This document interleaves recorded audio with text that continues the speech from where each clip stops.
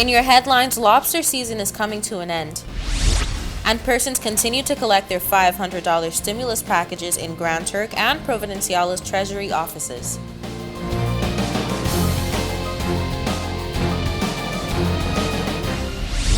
From the PTV Broadcasting Headquarters in Providenciales, your number one source for news, I'm Erica Pinales delivering the latest from across the country this Wednesday, March 23rd, 2022, right to your door. Newswatch starts now.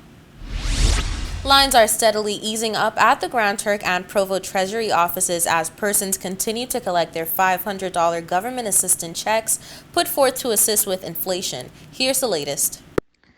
Minister of Finance Honorable E.J. Saunders says to date the ministry has received 13,094 applications for the inflation stimulus payout. Of those 13,000 applications, 11,481 were approved, 222 were duplicates, 1,324 are awaiting further documentation, while another 67 were declined altogether. The minister expressed that while he was pleased with the 88% approval rate, he couldn't ignore the fact that over 1,000 other applications were delayed due to pending submission of additional documents, also wanting to make it clear to those persons that one's application being delayed or deferred doesn't mean that the application has been declined altogether. He says concerns were raised that some of those deferrals were students who just did not possess all required documents, as some of them did not register for what he referred to as important government programs and services. For example, students being required to produce NIB numbers and utility bills in their names. He says this is unfair. However, the option is still there to register to vote, which was also a requirement, encouraging said persons to rethink their position and apply for TCI status cards and to register to vote, as this will provide them the opportunity to benefit from the support offered by government, as well as to assist officials with the approval process for like and other assistance. The Department of Fisheries and Marine Resources Management is reminding the public that the 2021 to 2022 crawfish or lobster season will be closed as of Thursday, March 31st, 2022. The Fisheries Protection Ordinance Amendment Regulation 3.1 states, crawfish means the spiny lobster, the slipper lobster, the smooth-tailed lobster, the spotted lobster or crayfish, or the species Panulurus argus or Panulurus guatus or silurides. The Fisheries Protection Ordinance Amendment Regulation 12.1 states that the closed season in relation to crawfish shall be the period from the 1st day of April to the 31st day of July in each year, or such other dates as may from time to time be appointed by the Governor in the Gazette. During the closed season, any person who fishes for, purchases, or is in possession of a lobster will be committing an offense that is punishable by a fine of $5,000 or 6 months imprisonment, or both. The FMRM is urging all fishers, restaurant owners, private residents, and plant owners to ensure that no lobster remains in their possession as of Thursday, March 31st, 2022. Don't go anywhere. More News Watch when we return.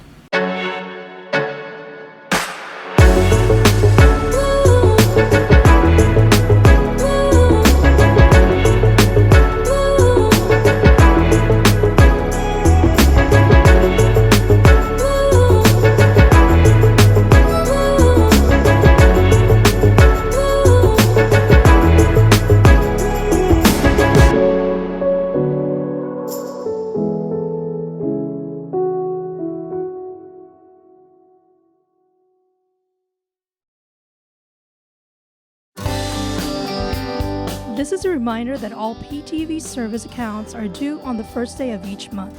Accounts should be brought up to date by the 28th of the month to avoid disruption in service. Payments may be made on our office at Stubbs Diamond Plaza, Providenciales, Mides Plaza, North Caicos, and Airport Road in South Caicos. Payments may also be made online using Scotiabank, CIBC First Caribbean Bank, and Royal Bank of Canada. Please allow 3 business days for online payments to be processed.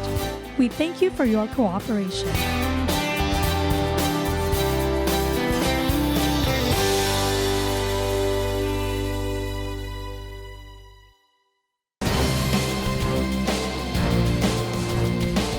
Welcome back to Newswatch. Last weekend, students aged 14 to 17 across the TCI gathered at the beach's resort to pit their legal skills against each other in a moot court introduced by the TCI Bar Association in collaboration with the Education Ministry and the Judiciary. Take a look at some of the compelling arguments. During the moot court last Saturday, students were given the topics and constitutional rights to present to the Court of Appeal. The Edward Garton Youth Center Team 2 was the first to go through to the semifinals, with the second being the Marjorie Basin High. H.J. Robinson High School was the winner of the second moot. They competed against the British West Indies Collegiate. Precious Treasures International competed against the British West Indies team in the third round. Precious Treasures emerged the winner of this round.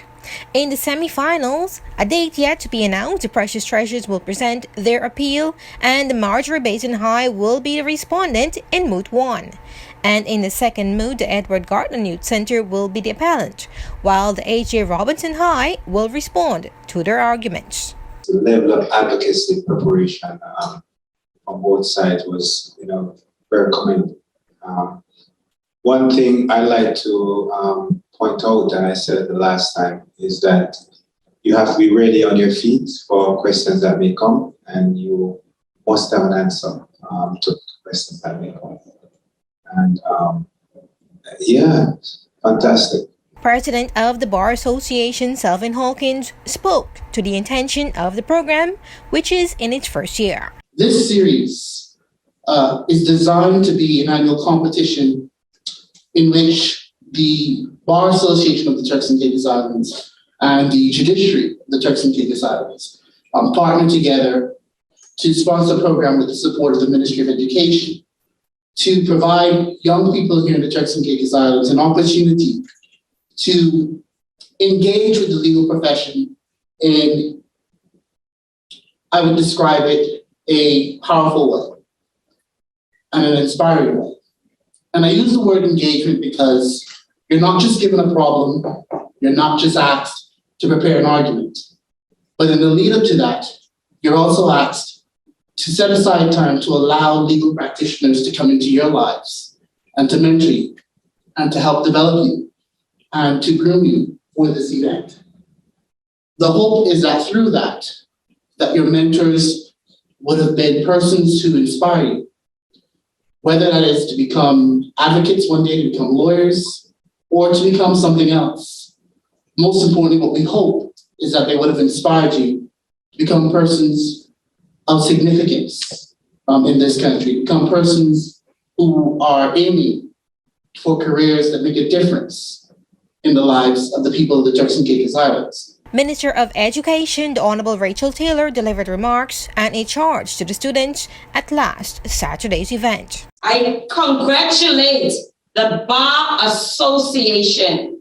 You are dear, not just to my heart, but to the ministry's heart, and by extension today, the hearts of all our people of the Turks and Caicos Islands.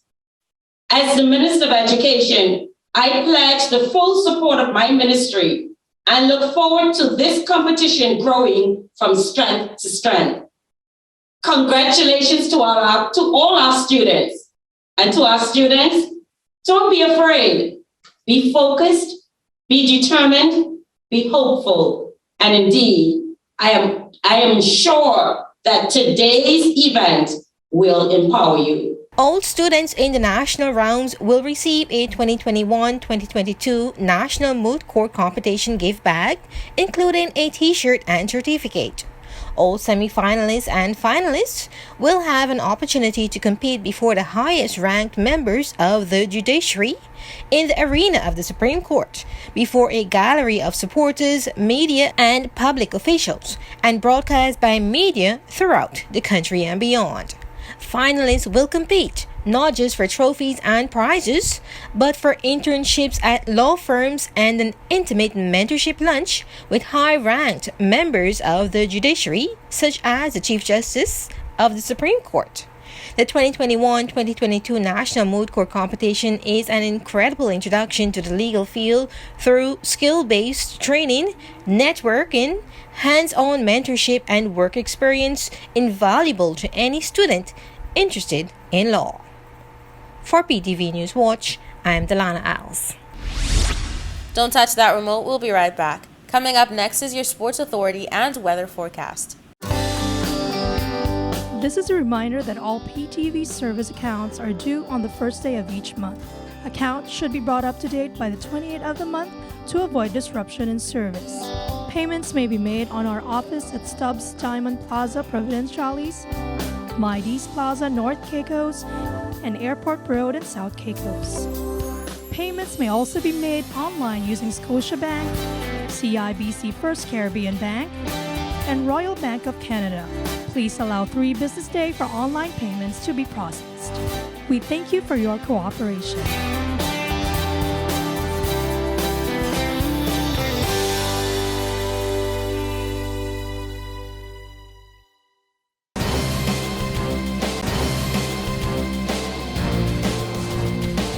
Welcome back to Newswatch. Here's the latest in your sports authority and weather forecast.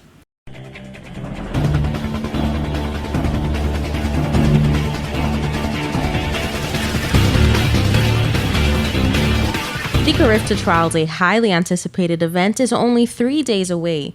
Athletes from all over the Turks and Caicos will get together in an attempt to show off their track skills on the 25th to the 26th of this month. It's a joyous occasion that we're here for today to, again, reintroduce the Carrifta Trials. It's something that I think is Skipping's baby. But this year we'll be hosting the Carrifta Trials at our newly refurbished Carrifta Stadium. The stadium track has been resurfaced and is scheduled to be open to the public around the first week of April. Now this year we have on board the sponsors that we've had last year, which is Flow and Intercaribbean. Intercaribbean has been our sponsor for the last 2 years for Elastic Sports, and we want to say thank you to Intercaribbean for following through now this year with the Carrifta Trials. Edith Skippings, the president of the Turks and Caicos Islands Athletics Association, shared how elated she is now that the Carrifta Trials can continue after being canceled over the last 2 years due to the COVID-19 pandemic. I'm happy that the pandemic have quieted down a little to enable us to be able to host the Carrifta Trials again this year. And what excites me even more is that we will be having fans at the Carrifta Trials. That will be taking place at our newly refurbished National Stadium on Venetian Road, March 25th and 26th. There have been notable changes made to the track and field meet in an attempt to make them safer for participants and spectators, so far as a restriction on backpacks. Skippings explained that persons will be invited to participate in the trials, with results coming from 2 developmental meets. Our athletes that are in the United States and also in Jamaica, we have already identified the meets that will be used for some to be a marker for some of their results to be graded on to make the Carrifta team. What more excites me is that we will be having some of our senior athletes that are going to be running at the Carrifta Trials. This will be exposure for our senior athletes that are trying to make the team for Commonwealth in Birmingham 2022 that will be taking place this summer. So with the help of the Sports Commission, we are able to bring some of those senior athletes from Jamaica here to participate in those games.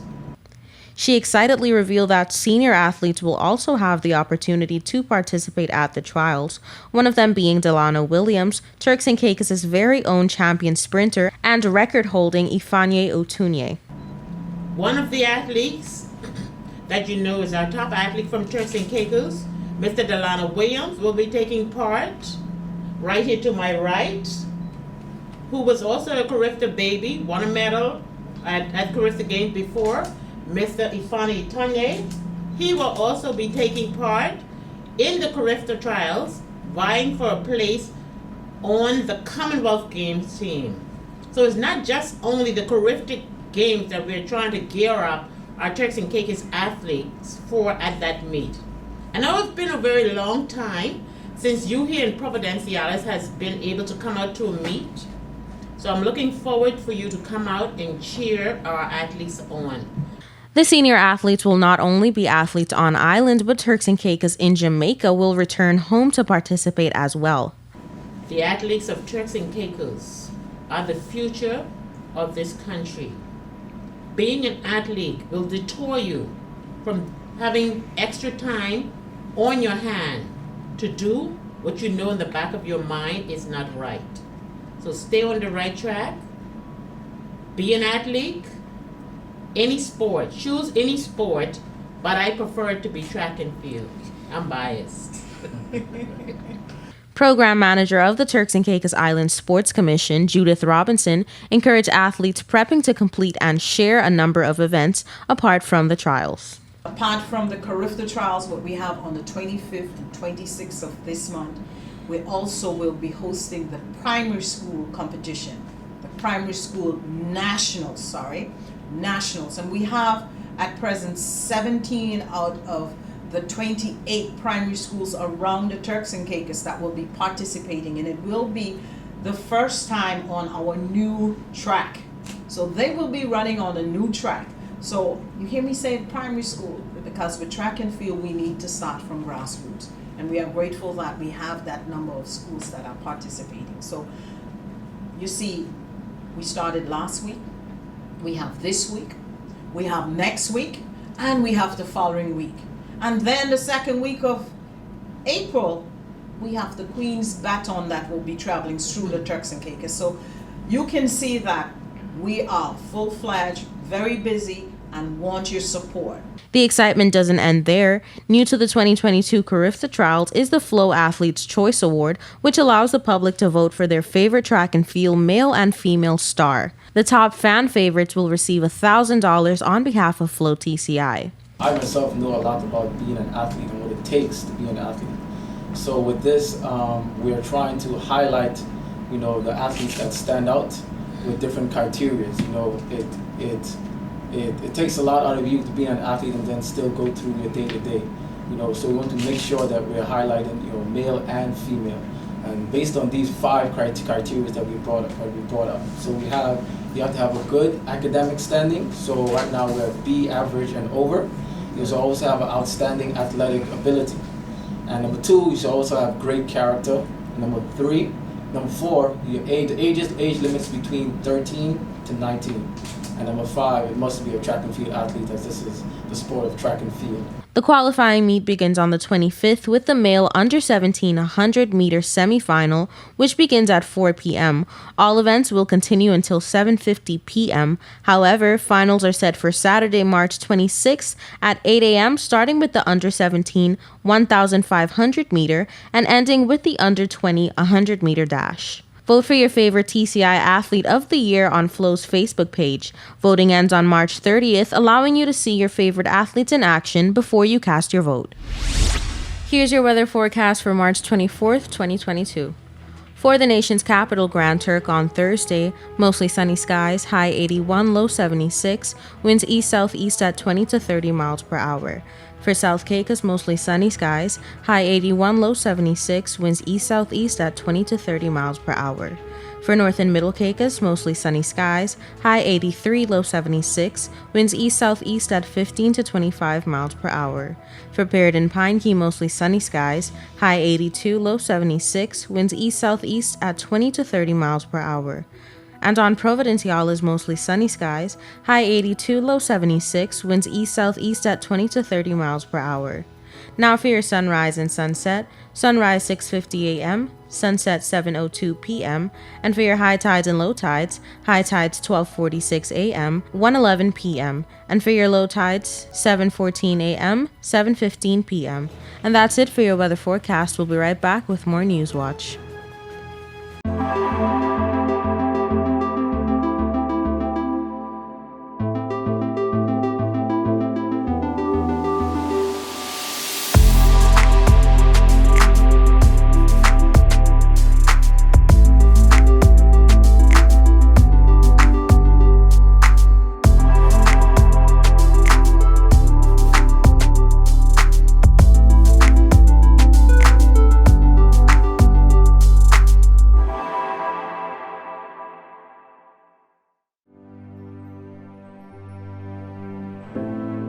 Here at People's Television, we're more than just your leading news and entertainment services.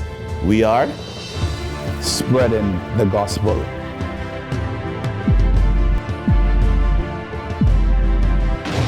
We are breaking barriers. We are preserving the culture. Each one, teach one. We are committed to excellence. We're creating change. We are creating memories. We are the future. I am PTV. I am PTV. I am PTV. I am PTV. We are PTV. We are continuing the legacy. We are PTV.